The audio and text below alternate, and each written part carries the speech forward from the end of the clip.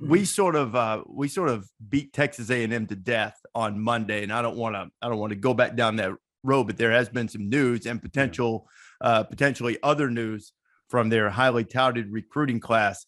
From what you've been able to dig up, what in the, I don't know how to ask this question other than going, what in the world? So I made some calls, made some A&M calls yesterday, and look, there's issues there, but this is what was made very clear to me. Anyone who speculates that they're going to choke up the 80-something million to get rid of it, it's just there's zero non-starter conversations. Now, how they change, where they go, we've spent a bunch of time talking about that. Pollock had some thoughts earlier in the season. That's all real, and that's all on the table. And sometimes when finances enter recruiting, which I think it's fair to say legally has happened at Texas A&M, decisions aren't made on fit.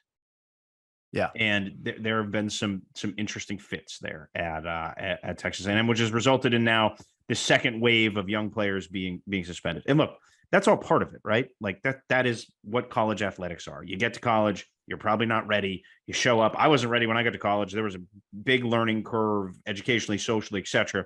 And they're going through it right now in a very high profile way.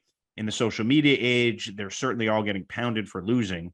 So I have some empathy for the kids who are there kind of fighting through this right now. But look, it's a mess, and Jimbo is not hardwired well to handle messes. That's just not who he is. He is not a soothing, calming presence. He just talks faster when things get bad. If people don't know, they've suspended 3 players indefinitely. Denver Harris, defensive back.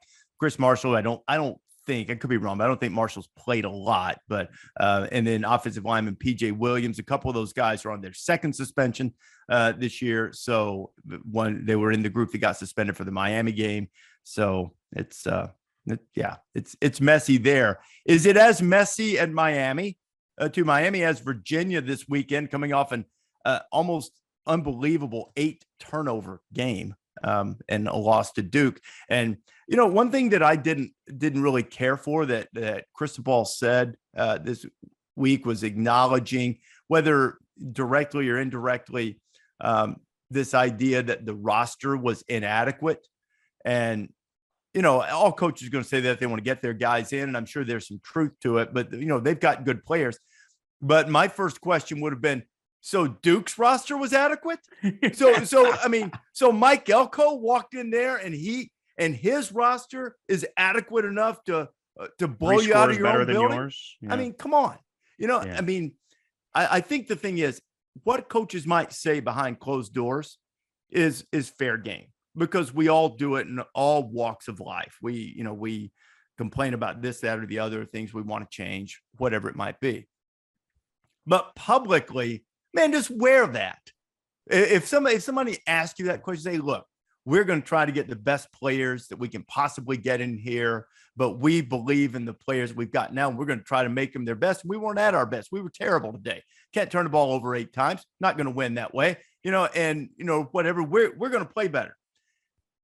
It's probably true, but you gotta wear one every now and then, man. When the fastball rides in on you, you just got to turn your hip into it and wear it. Thanks for watching ESPN on YouTube. For live streaming sports and premium content, subscribe to ESPN+.